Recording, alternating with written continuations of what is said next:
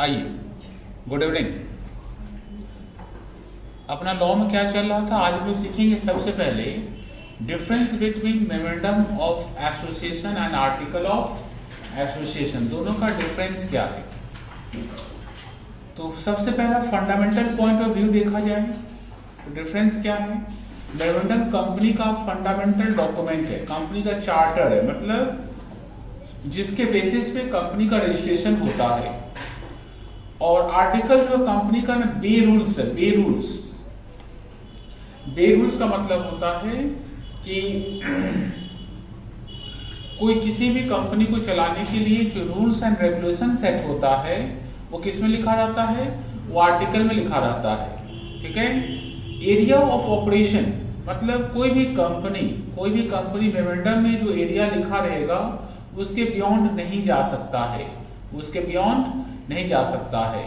और आर्टिकल में लिखा रहेगा कि मेमोरेंडम का में जो बात लिखा हुआ है उसको पूरा करने के लिए कि हम लोग क्या क्या स्टैंडर्ड, क्या क्या पैरामीटर सेट करेंगे, ये किस में लिखा रहेगा, ये लिखा रहेगा हम लोग का आर्टिकल में।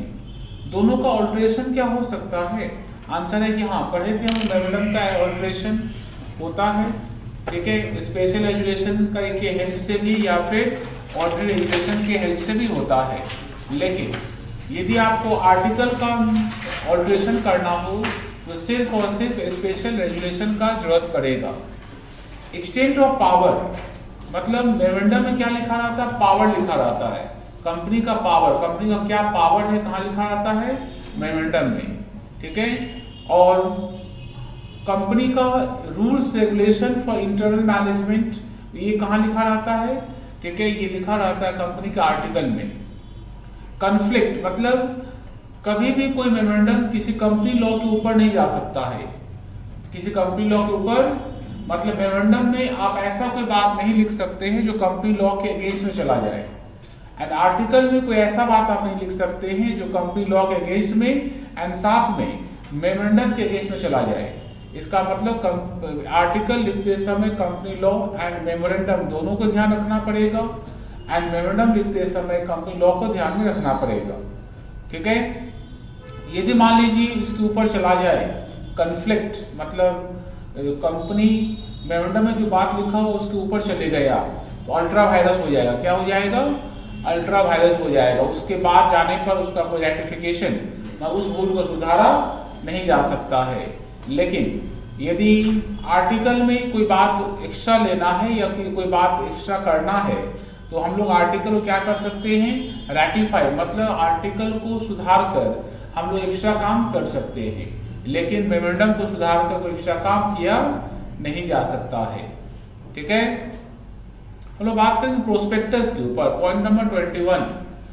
अच्छा, प्रोस्पेक्टस क्या होता है, देखते हैं जब भी आप लोग किसी स्कूल में भर्ती हुए होंगे, अभी कॉलेज भर्ती होंगे, भले कॉलेज पढ़े नहीं आप लोग, ठीक है, भर्ती तो हुए थे ना, कॉलेज भर्ती हुए थे ना, तो कॉलेज आपको ना एक प्रोस्पेक्टस देगा, वो भी नहीं मिला होगा आपको, ऑनलाइन ही भर्ती हुए होंगे ना, तो ऑनलाइन प्रोस्पेक्टस बोला हुआ देख लेने के लिए। अच्छा, गूगल में दिया था, हाँ गूगल फॉर्म में दिया था। कंपनी आपको क्या देगा, प्रोस्पेक्टस देगा। प्रोस्पेक्टस में क्या लिखा रहता है कि कंपनी स्कूल कॉलेज कैसे फॉर्म हुआ, कैसे कॉलेज चलता है, इसका एसोसिएशन कैसे है, इसका प्रिंसिपल कौन है, वाइस प्रिंसिपल कौन है, अकाउंट्स कौन पढ़ाता है, ये कौन पढ़ाता है, सब लिखा रहता है। हाँ ठीक है, वही सब लिखा रहता है। इसका मतलब प्रोस्पेक्टस क्या है, प्रोस्पेक्टस मतलब कंपनी जैसे कॉलेज अपने बारे में बताता है ऐसे ही स्कूल, ऐसे ही कंपनी अपने बारे में बताता है। ठीक है। और प्रोस्पेक्टस हमेशा कब इशू होता है, जब हमको शेयर्स बेचना हो। क्या बेचना हमको, जब शेयर्स बेचना हो तब हमको क्या इशू करना पड़ता है, प्रोस्पेक्टस। मतलब लोगों को बताएंगे कि हम क्या करते हैं, मेरा किस चीज का कंपनी है, कंपनी को पैसा किस काम के लिए चाहिए, कंपनी कितना प्रॉफिट अर्न कर सकता है, ये सारा बात हम लोगों को बताएंगे। ये बताने के लिए जो डॉक्यूमेंट इशू करेंगे, चाहे कोई नोटिस हो, चाहे सर्कुलर हो, चाहे टीवी में एडवर्टीजमेंट हो या होर्डिंग लगा हो या किसी दूसरे डॉक्यूमेंट में बताएंगे, सारा डॉक्यूमेंट कहलाएगा प्रोस्पेक्टस। ठीक है। मतलब ये नोटिस भी हो सकता है, नोटिस का मतलब होता है किसी पेपर हम लिख के दे सकते हैं, कोई सर्कुलर हो सकता है, मतलब न्यूज की तरह सर्कुलेट कर सकते हैं ना, सोशल मीडिया में डाल दिए, ठीक है, जब भी आप कोई चीज खोलिएगा तो बताएगा इस कंपनी का शेयर्स बिकने वाला है। कोई एडवर्टीजमेंट हो सकता है, कोई एडवर्टीजमेंट हो सकता है, मतलब टीवी में एडवर्टाइज दिखा सकते हैं ना, ठीक है, या फिर होर्डिंग लगा सकते हैं, या किसी भी दूसरे डॉक्यूमेंट से हम लोगों को इन्फॉर्म कर सकते हैं ये कंपनी शेयर्स बेचने वाला है, ठीक है। इसका डिटेल्स आप यहाँ पर देख सकते हैं। यही नहीं, इसके अंदर सेल प्रोस्पेक्टस और रेड हेरिंग प्रोस्पेक्टस भी इंक्लूड रहता है। इनके बारे में हम नीचे पढ़ेंगे। इसका तो प्रोस्पेक्टस क्या हुआ? प्रोस्पेक्टस एक रिटन डॉक्यूमेंट है जो कंपनी शेयर्स इशू करने के पहले पब्लिक को देता है, ठीक है। जिनको चाहिए होगा शेयर्स वो कंपनी का प्रोस्पेक्टस पढ़ेगा, प्रोस्पेक्टस पढ़ के पैसा लगाएगा। देखिए म्यूचुअल फंड एडवर्टाइज दिखाता है तो बोलता है mutual fund is subject to market risk, please read offer document before investing. वो ऑफर डॉक्यूमेंट जो है उसका नाम क्या है? उसी को बोलते हैं प्रोस्पेक्टस, ठीक है। प्रोस्पेक्टस में डीम प्रोस्पेक्टस भी इंक्लूड होता है। डीम प्रोस्पेक्टस का मतलब कंपनी किसी भी डॉक्यूमेंट को प्रोस्पेक्टस बोल सकता है। वो डॉक्यूमेंट सेबी रूल के अकॉर्डिंगली बनना चाहिए। किसके अकॉर्डिंग बनना चाहिए? सेबी रूल के अकॉर्डिंगली होना चाहिए और उसमें 2 डायरेक्टर का साइन होना चाहिए। तो किसी भी डॉक्यूमेंट में 2 डायरेक्टर मिलकर साइन कर दे और वो ऑफर फॉर सेल रहे, मतलब उसमें क्या लिखा रहे कि हम शेयर्स बेचना चाहते हैं, ऐसा करके ऑफर लिखा रहे, 2 डायरेक्टर साइन कर दे, तो उस कागज का टुकड़ा का नाम भी क्या होगा? डीम प्रोस्पेक्टस, ठीक है। प्रोस्पेक्टस कितने तरीके का होता है? एक का होता है सेल्फ प्रोस्पेक्टस। सेल्फ प्रोस्पेक्टस क्या होता है? मान लो कि अभी हम शेयर्स इशू किए और हमको 6 महीने के बाद फिर शेयर्स बेचना है, ठीक है। अभी शेयर्स बेचे और 6 महीने के बाद फिर शेयर्स बेचना है। तो अभी जो शेयर्स बेचे, ठीक है, और 6 महीने के बाद फिर से जो हमको शेयर्स बेचना है, तो अगली बार जो शेयर्स बेचेंगे उसका इंफॉर्मेशन हम इस प्रोस्पेक्टस में लिख सकते हैं। हम लिख देंगे अभी हम इतना शेयर्स बेच रहे हैं, 6 महीने के बाद फिर हम 5000 शेयर्स बेचेंगे। तो जब 5000 शेयर्स बेचने लगेगा अगली बार ना, उस समय क्या नहीं इशू करना पड़ेगा? उस समय प्रोस्पेक्टस इशू नहीं करना पड़ेगा। उस समय के प्रोस्पेक्टस, ये प्रोस्पेक्टस ही काम करेगा, ठीक है। इसका उस समय प्रोस्पेक्टस नहीं लगेगा। ये जो प्रोस्पेक्टस रहेगा उसका नाम क्या होगा? सेल्फ प्रोस्पेक्टस, ठीक है। दूसरा red herring prospectus. Red herring prospectus का मतलब होता है जिस प्रोस्पेक्टस में कंपनी का शेयर प्राइस नहीं लिखा रहे और कंपनी कितना शेयर्स बेचना चाहता है नहीं लिखा रहे, 2 चीज नहीं लिखा रहे, कितना शेयर्स बेचना है नहीं लिखा हुआ है और किस प्राइस में बेचना है नहीं लिखा हुआ है। ऐसा कोई भी डॉक्यूमेंट जिसमें ये दोनों नहीं लिखा रहे, मतलब इधर the price of the shares और number of shares being offered, मतलब 2 नहीं लिखा रहे हैं, ठीक है, समझ जाना। उस प्रोस्पेक्टस का नाम क्या होगा? Red herring. उसका नाम क्या है? Red herring. मतलब उसमें ना प्राइस ऐसा लिखा रहेगा, अपर लिमिट लोअर लिमिट, कम से कम इतना, ज्यादा इतना, ठीक है। तो समझ जाना वो प्रोस्पेक्टस क्या हम लोग का रेड हेरिंग प्रोस्पेक्टस है। और एक होता है एवरेज प्रोस्पेक्टस, मतलब जब भी कभी form, application form and prospectus एक साथ रहे, पहले ऊपर में प्रोस्पेक्टस है, नीचे एप्लीकेशन फॉर्म है, ठीक है। एप्लीकेशन फॉर्म एंड प्रोस्पेक्टस यदि कंबाइंड हो जाए, ठीक है, उसमें सेबी रूल फॉलो करना पड़ेगा, कंबाइंड हो जाए तो समझ जाना वो है एवरेज प्रोस्पेक्टस, ठीक है। एवरेज प्रोस्पेक्टस कब इशू नहीं होता है? जब आप शेयर्स का अनराइटिंग करवाइएगा, अनराइटिंग का मतलब किसी दूसरे के थ्रू भिजवाइएगा, उस केस में आपको क्या नहीं इशू करना पड़ेगा? उस केस में आपको एवरेज प्रोस्पेक्टस इशू करना नहीं पड़ेगा, ठीक है। अदरवाइज आप एक ही फॉर्म में आप ऊपर प्रोस्पेक्टस लिख सकते हैं, नीचे क्या लिख सकते हैं? ब्लैंक स्पेस छोड़िएगा, उसमें फॉर्म, उसमें डिस्क्रिप्शन सब जमा होगा, ठीक है। जल्दी फास्ट गो थ्रू करिए।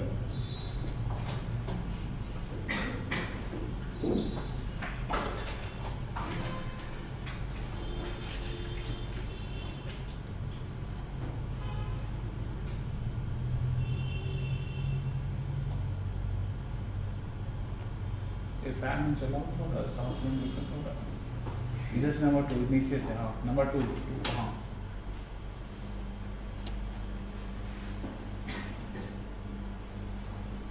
ये और को शिमला घूम के आया ना, हाँ काश्मीर घूम के आया है, इसलिए उसको ठंडा गर्मी लगेगा ना।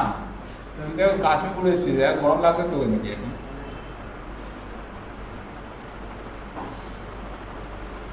तो काश में से बड़ा फ्रॉक लेके आया था कि बोले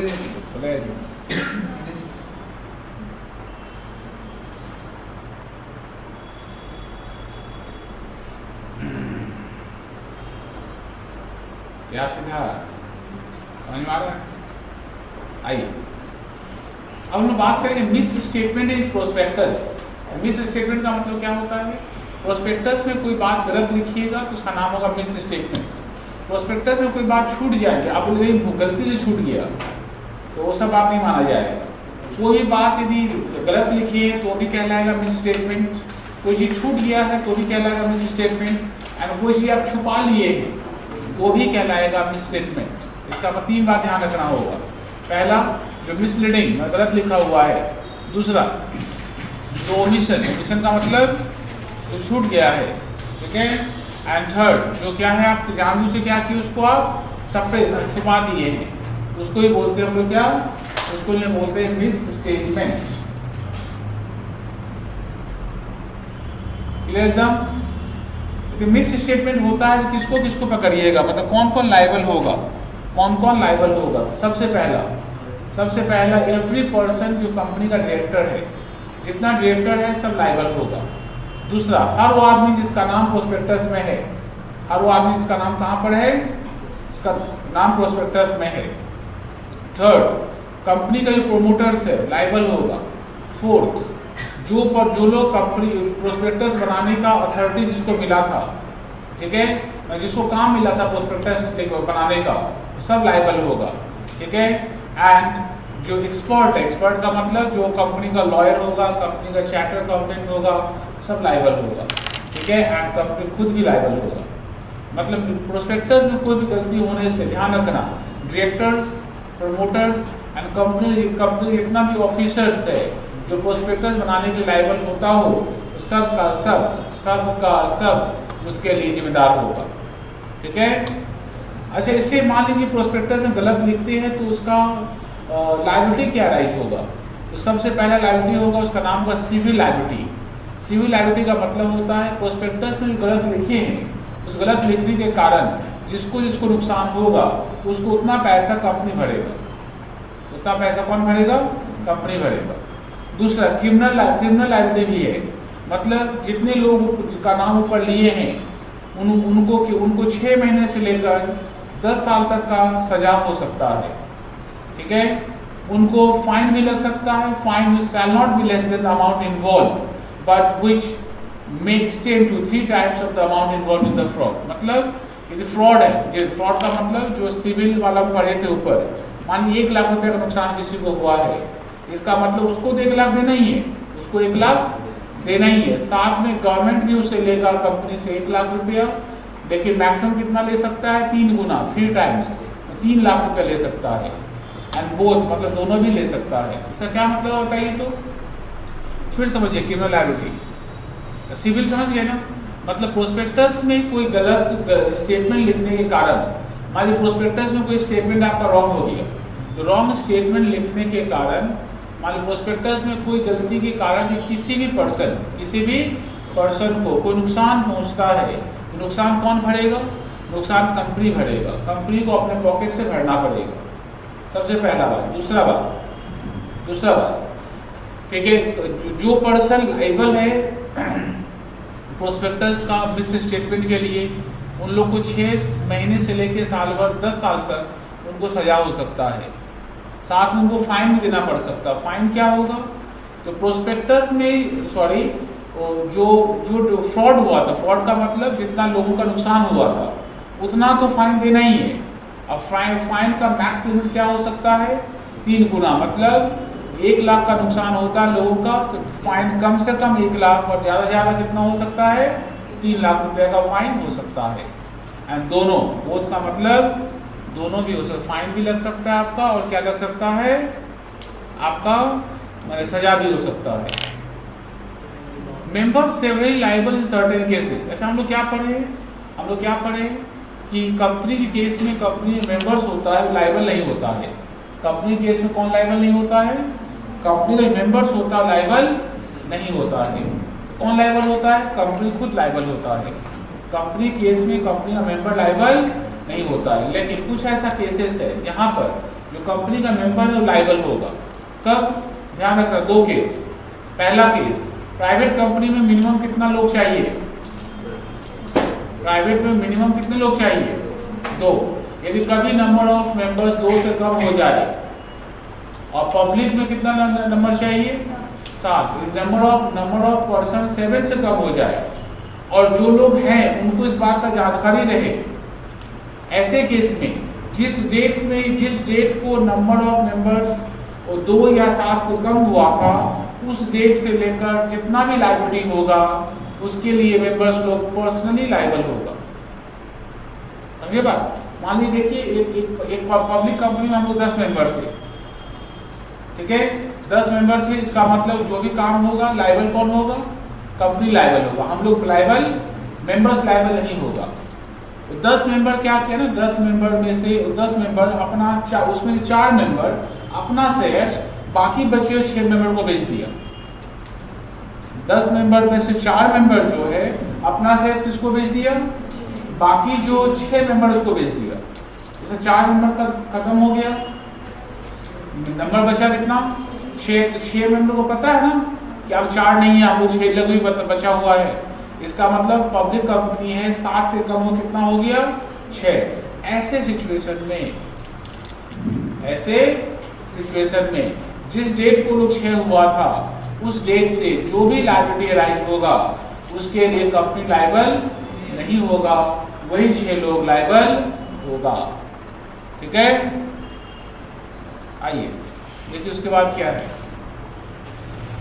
अच्छा, चैप्टर चेंज हुआ, देख लीजिए, कोई डाउट है बताइए। अच्छा, एक पॉइंट और है क्या? Company property not share property से पहले भी डिस्कस हो गया है। कंपनी का अपना प्रॉपर्टी होता है, कंपनी अपने नाम में प्रॉपर्टी परचेज करता है, अपने नाम से प्रॉपर्टी कंपनी सेल करता है। कंपनी का प्रॉपर्टी कभी भी किसका नहीं हो सकता है? शेयर होल्डर प्रॉपर्टी नहीं हो सकता है। ठीक है, जल्दी फास्ट गो थ्रू करिए,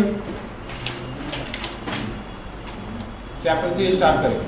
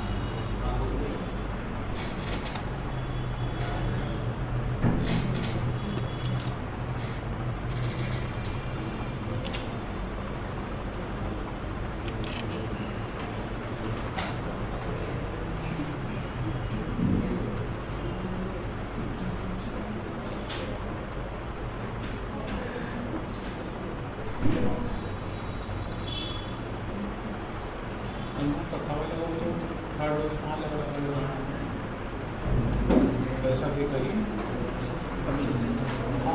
अभी मान लो रजिस्ट्रेशन करता है मंडे शाम का या बुधवार का, मंडे को शाम, मंडे को क्लास है बहुत सारा।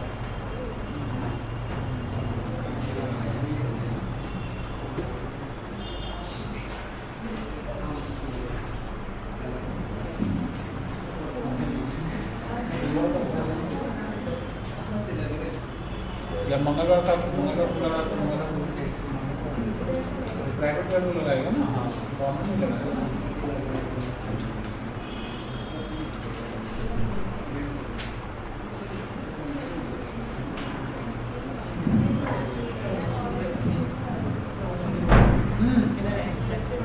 सीधा जाइएगा ना, लेफ्ट में देखिए, लेफ्ट।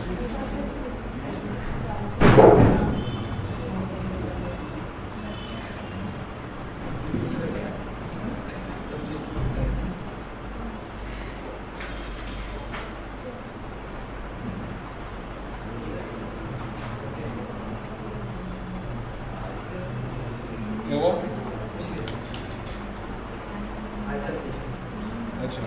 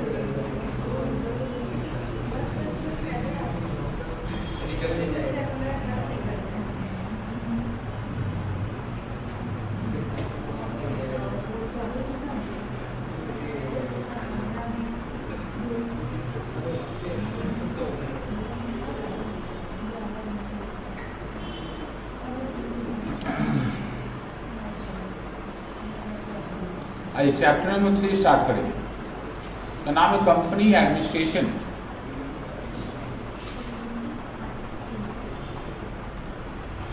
लड़का नहीं आया क्या? आएंगे उसको।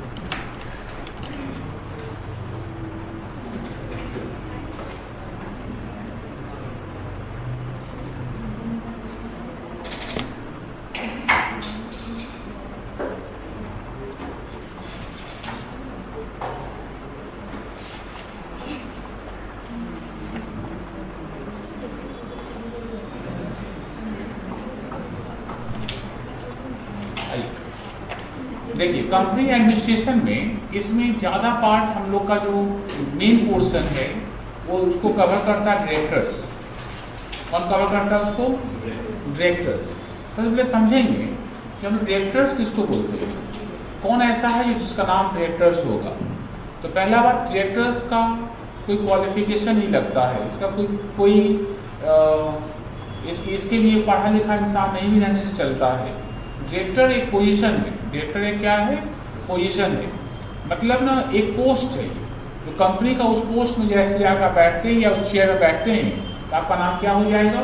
डायरेक्टर हो जाएगा। इसके लिए एजुकेशन क्वालिफिकेशन में जरूरत नहीं पड़ता। ऐसा नहीं है कि मान लीजिए आप CA बन जाइएगा या MBA बन जाइएगा तो ही डायरेक्टर रहिएगा, ऐसा नहीं है। पर हाँ, पढ़े लिखे लोग ही डायरेक्टर बनते हैं, अलग बात है, लेकिन इसके लिए क्वालिफिकेशन कंपलसरी नहीं है। ये बेसिकली एक पोजीशन है जो कंपनी अलॉट करता है।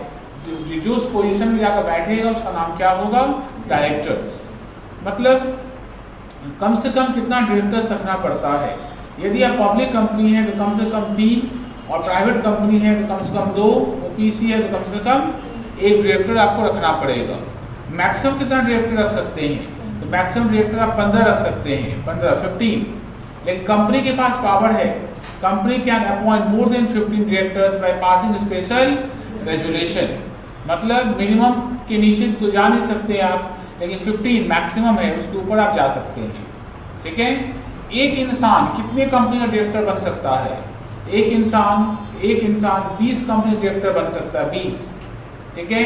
जिसमें डोरमेंट कंपनी को मत लेना। डोरमेंट कंपनी मतलब पढ़ रहे थे हम लोग ना, जो कंपनी का कोई फाइनेंशियल ट्रांजेक्शन नहीं होता है, उसको छोड़कर डोरमेंट कंपनी को हटा देना। बाकी एक इंसान एक बार में 20 कंपनी का डायरेक्टर बन सकता है। उस 20 में मैक्सिमम 10 कंपनी पब्लिक हो सकता है, मैक्सिमम 10 कंपनी ही पब्लिक हो सकता है। इसका मतलब यदि मान लीजिए आप 10 पब्लिक कंपनी में डायरेक्टर बन चुके हैं तो, और अभी तक 20 नंबर आपका पूरा हुआ नहीं है, 11वां कंपनी जो है वो पब्लिक कंपनी नहीं हो सकता है। मान लीजिए हम क्या किए कि एक बार में हम 9 पब्लिक कंपनी का डायरेक्टर बन चुके हैं। ठीक है।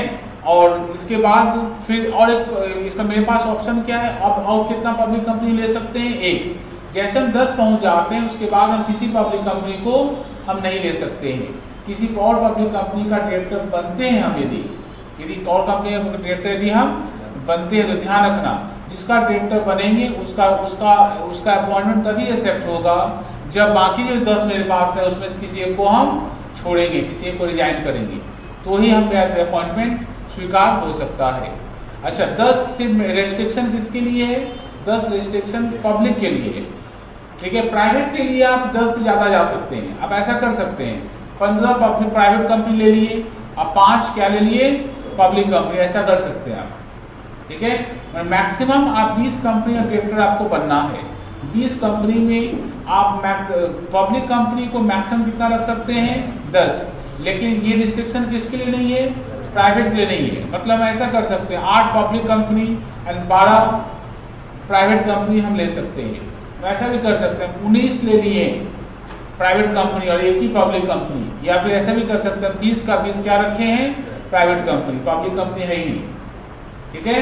लेकिन पब्लिक कंपनी मैक्सिमम कितना हो सकता है, मैक्सिमम 10 हो सकता है। इस रूल को नहीं फॉलो करने पर, ठीक है, पर डे का फाइन 5,000, मैक्सिमम फाइन 25,000 रुपया पर डे का होगा। मतलब कोई डायरेक्टर ये रूल फॉलो नहीं किया, बाद में पता चला डायरेक्टर गलती कर दिया है, 1 दिन का फाइन है 5,000 रुपया, मैक्सिमम फाइन का लिमिट कितना है, मैक्सिमम फाइन का लिमिट है 25,000 रुपया पर डे। डायरेक्टर का क्वालिफिकेशन क्या है, तो पहला बात डायरेक्टर पढ़ा लिखा इंसान हम लोग को नहीं चाहिए। पढ़े लिखे इंसान को जरूरी नहीं कि जो एजुकेशन क्वालिफिकेशन रहेगा तो ही डायरेक्टर बन सकता है। हाँ, कंपनी लॉ में पढ़ा लिखा वर्ड नहीं यूज किया हुआ है, इसका कम पढ़े लिखे लोग डायरेक्टर बन सकते हैं, कम पढ़े लिखे लोग डायरेक्टर आपका बन सकते हैं यदि आपका, लेकिन कंपनी लॉ बोला है कि यदि कम पढ़े लिखे लोग हैं तो भी डायरेक्टर बन सकते हैं। लेकिन प्रैक्टिकली आप इनके पास अच्छा नॉलेज रहेगा अकाउंट्स का, फिनांस का, टैक्स का, तभी आप क्या बन पाइएगा, डायरेक्टर बन पाइएगा। डायरेक्टर का कोई एजुकेशन क्वालिफिकेशन नहीं लगता, not have any academic qualification, ठीक है, did not have to be school, मतलब स्कूल भी नहीं गया हो तो भी कोई दिक्कत नहीं है, मतलब अंगूठा छाप भी है तो भी डायरेक्टर बन सकता है, ठीक है। लेकिन उसको क्या लेना पड़ेगा, डायरेक्टर बनते समय एक क्वालिफिकेशन से रखना पड़ेगा। क्वालिफिकेशन शेयर्स का मतलब होता है जिस कंपनी का डायरेक्टर बनिएगा उस कंपनी का 5,000 रुपए का शेयर्स आपको खरीदना पड़ेगा। उस शेयर्स का नाम क्या होता है, क्वालिफिकेशन शेयर, ठीक है। मान लीजिए एक कंपनी का एक शेयर्स का दाम यदि 100 रुपया है तो कितना शेयर्स उसको लेना पड़ेगा, 100 × 50 शेयर्स लेने से 5,000 हो जाएगा। मान लीजिए कोई ऐसा कंपनी इसका एक ही शेयर्स का दाम है 6,000 रुपया, तब वो क्या करेगा, तब एक शेयर्स कर देगा, तब क्या कर देगा, एक शेयर्स। मतलब जहां पर 5,000 से कम आपका शेयर्स का वैल्यू है वहां पर उतना शेयर्स खरीदिए कि 5,000 रुपया हो जाए। यदि किसी कंपनी का एक शेयर्स का वैल्यू 5,000 रुपया ज्यादा है, ऐसे केस में कितना शेयर्स खरीदना पड़ेगा, सिर्फ एक शेयर्स खरीदना पड़ेगा, क्योंकि वहां पर कुछ शेयर्स फाड़ तो ले नहीं सकता ना, शेयर्स फ्रैक्शन हो नहीं सकता है, इसीलिए वहां पर एक शेयर्स ही खरीदेगा। जो भी इंसान, जो भी इंडिविजुअल डायरेक्टर बनना चाहता है उसको सेंट्रल गवर्नमेंट से डीन लेना पड़ेगा। डीन का मतलब होता है डायरेक्टर आइडेंटिफिकेशन नंबर, ठीक है। Every individual who has allotted a dean on 31st of the financial year submit e-form DIR3 KYC to central government on or before 30 June of the immediately next financial year। मतलब जिसको dean allot हुआ है, जिस company director बनेगा, ठीक है, 30 जून तक वो सेंट्रल गवर्नमेंट को इन्फॉर्म कर देगा। 30 जून तक किसको इन्फॉर्म करेगा, सेंट्रल गवर्नमेंट को इन्फॉर्म कर देगा, ठीक है। मतलब 31 मार्च तक जिसको डीन अलॉट हुआ है वो अगला अप्रैल मई जून तक बता देगा कंपनी को कि किस किस कंपनी का डायरेक्टर वो बना हुआ है, ठीक है। डीन कौन अलॉट करेगा, डीन सेंट्रल गवर्नमेंट अलॉट करता है, ठीक है। डिस्क्वालिफिकेशन क्या है, कौन कौन डायरेक्टर नहीं बन सकता है, ये तो बता दिए डायरेक्टर कौन कौन बन सकता है, मतलब बात करें कौन कौन नहीं बन सकता है, ठीक है। ऐसे कौन लोग हैं जो डायरेक्टर नहीं बन सकते हैं, तो डायरेक्टर तो पहला बात बताएं ना, उसके लिए एजुकेशन क्वालिफिकेशन नहीं लगता है, और कुछ और बात इंपॉर्टेंट है। जैसा ही shall not attended the age of majority, मतलब माइनर है, डायरेक्टर नहीं बन सकता है। यदि आप माइनर है, आपका उम्र 18 साल से कम है, आप डायरेक्टर नहीं बन सकते हैं। यदि आप अनसाउंड माइंड के हैं, मतलब यदि पागला जिसको बोलते हैं, ठीक है, तो आप डायरेक्टर नहीं बन सकते हैं, ठीक है। He is disqualified from contracting by any law to which he is subject, मतलब किसी दूसरे लॉ के अकॉर्डिंगली, किसी दूसरे लॉ में आपको बोल दिया है कि आप किसी कंपनी में डायरेक्टर फ्यूचर नहीं बन पाइएगा, ठीक है, तो उस केस में भी आप डायरेक्टर नहीं बन सकते हैं। आप इंसॉल्वेंट हैं, इंसॉल्वेंट है, इंसॉल्वेंट का मतलब यदि आपका लायबिलिटीज का वैल्यू आपके एसेट के वैल्यू से ज्यादा है, या फिर आपके ऊपर कोई इंसॉल्वेंसी का केस पेंडिंग है, उस पर्सन को हम लोग क्या नहीं बना सकते हैं, डायरेक्टर नहीं बना सकते हैं, ठीक है। किसी भी पर्सन, ठीक है, जिसको कम से कम 6 महीने का, कम से कम 6 महीने का, नॉट लेस देन 6 मंथ, कम से कम 6 महीने का कोई सजा हुआ हो, ठीक है, कि सजा किसके कारण हुआ हो, मोरल टर्पिट्यूड। मोरल टर्पिट्यूड का मतलब होता है किसी कंपनी में फ्रॉड किया है, फ्रॉड करने से उसका उस इंसान को कितने महीने का सजा हुआ था, 6 महीने का सजा हुआ था। 6 सजा बीतने के 5 साल तक वो डायरेक्टर नहीं बन सकता है। सजा जब 6 महीना बीतेगा, सजा बीतने के कितने दिन तक डायरेक्टर नहीं बन सकता है, 5 साल तक डायरेक्टर नहीं बन सकता है, उसके बाद वो बन पाएगा, ठीक है। कोई पर्सन जो किसी कंपनी का शेयर खरीदा हो और उसमें कॉल का पैसा नहीं देता हो, उसमें कॉल का पैसा नहीं देता हो, ठीक है, कॉल इन अरियर रखा हो, ठीक है, उसको क्या नहीं बना सकते हैं आप, डायरेक्टर नहीं बना सकते हैं, ठीक है। मान लीजिए कोई, इसका मतलब क्या, मान लीजिए हम एक कंपनी का शेयर खरीद के रखे हैं, मेरे ऊपर क्या है, कॉल इन अरियर है, बाद में लगा कि हम ही उस कंपनी का क्या बनने वाले हैं, डायरेक्टर बनने वाले हैं, तो हम डायरेक्टर उस कंपनी का नहीं बन सकते, क्योंकि हम कंपनी का क्या रखे हैं, पॉलिसी अरियर रखे हैं, ठीक है। एंड जिनके पास डिन ना हो, डिन, जिनके पास क्या ना हो, डिन ना हो, वो कंपनी का डायरेक्टर नहीं बन सकता है। जल्दी फास्ट गो थ्रू करना।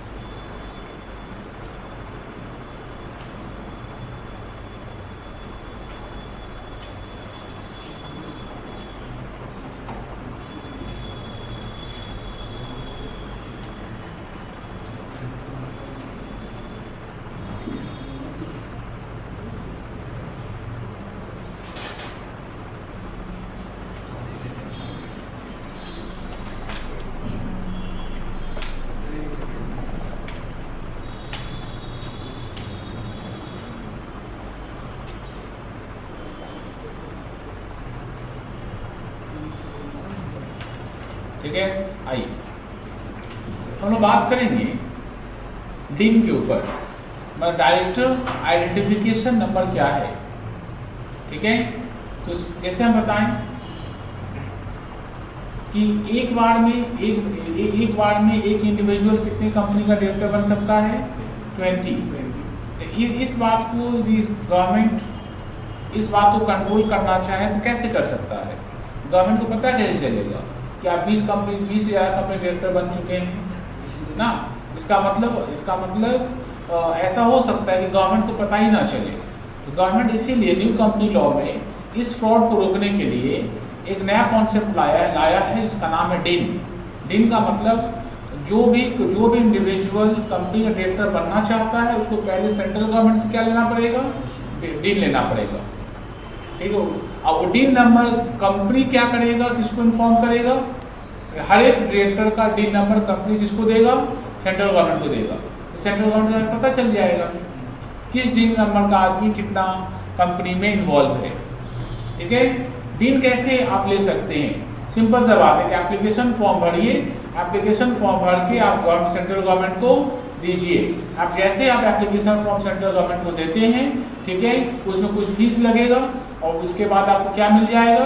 डीन नंबर मिल जाएगा, डायरेक्टर आइडेंटिफिकेशन एक नंबर मिल जाएगा, ठीक है। डीन आपको एक महीने के अंदर, एक महीने जब आप एप्लीकेशन दीजिएगा उसके एक महीने के अंदर डीन आपको अलॉट हो जाएगा। एक इंडिविजुअल एक से ज्यादा डीन नहीं ले सकता है, एक इंडिविजुअल एक से ज्यादा डीन नहीं ले सकता है। आपको एक ही डीन आपको मिलेगा। यदि आप कुछ चालाकी किए भी होंगे तो भी जो बाद वाला डीन जो है सबका आपका क्या होगा? इनवैलिड हो जाएगा, ठीक है। देखो बहुत लोग क्या करते हैं, यहाँ का भी वोटर आईडी है, दूसरी जगह भी वोटर आईडी रखता है ना, इसलिए आधार को लाना पड़ा ना, आधार कार्ड इसलिए लाना पड़ा क्योंकि आप एक से ज्यादा आधार आप बना नहीं सकते हैं, ऐसे एक से ज्यादा डीन आप नहीं रख सकते हैं। जिसको डीन मिला है, जैसे मानिए हमको डीन मिला है, हम जिस कंपनी का डायरेक्टर बनेंगे उस कंपनी को हम अपना डीन नंबर देंगे। उस कंपनी को क्या देंगे? हम अपना डीन नंबर देंगे। कंपनी किसको देगा? कंपनी उसको सेंट्रल गवर्नमेंट को दे देगा, ठीक है। Company to inform director identity number to the registrar, company central government को देगा और कंपनी किसको देगा?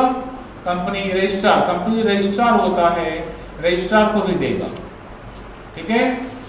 इसका मतलब जिस कंपनी में हम डायरेक्टर बनेंगे तो हम उस कंपनी को देंगे, कंपनी सेंट्रल गवर्नमेंट को बताएगा और किसको बताएगा? और रजिस्ट्रार को बताएगा। Obligation to indicate DIN number, मतलब जैसे ही डीन नंबर हमको अलॉट हो गया, जहां जहां हम साइन करेंगे, जहां जहां क्या करेंगे? साइन करेंगे, साइन के बाद हम क्या लिखेंगे? अपना डीन नंबर लिखेंगे। जैसे डॉक्टर लोग भी साइन करता है कोई एप्लीकेशन में, साइन करने के बाद अपना क्या लिखता है? रजिस्टर नंबर, उसका रजिस्ट्रार, उसका रजिस्ट्रेशन नंबर क्या लिखना पड़ता है। ऐसे डायरेक्टर लोग जब साइन करेगा तो क्या लिखना पड़ेगा? साथ में उसको डीन नंबर लिखना पड़ेगा। इस रूल को यदि कोई कंट्रावेन करता है, रूल का कोई उल्लंघन करता है, नहीं मानता है, ठीक है, तो फाइन लगेगा। क्या लगेगा? पहले सजा हो सकता है कितने साल, कितने दिन का? 6 महीने का, ठीक है, या फिर फाइन लगेगा जो कि एक्सटेंड होगा कितना? 50,000 रुपया। And where the contravention continues, मतलब ये चलता रहा फाइन लगने के बावजूद भी, ठीक है, तो फाइन कितना हो जाएगा आपका? 5,000 रुपया एवरी डे का। मतलब इनिशियल पेनाल्टी क्या है?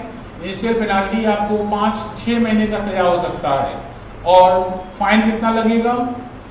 50,000 का। लेकिन फिर भी ये चलता ही रहा तो एवरी डे का फाइन कितना आपका? एवरी डे का फाइन आपका 5,000 रुपया का है, जब तक ये कंट्रावेंशन आपका कंटिन्यू रहा, ठीक है। देखिए कोई डाउट है तो बताइए।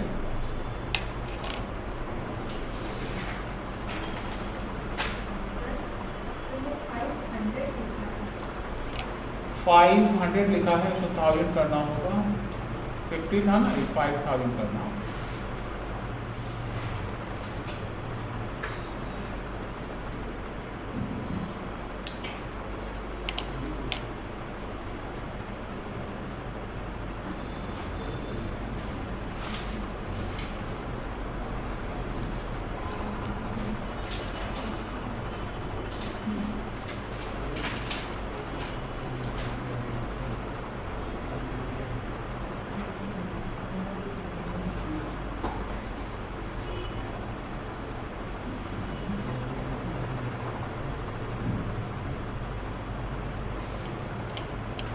अच्छा, अगले क्लास में स्टार्ट करेंगे हम लोग अपॉइंटमेंट ऑफ डायरेक्टर। यहाँ तक पढ़ के अगले क्लास में मिलेंगे।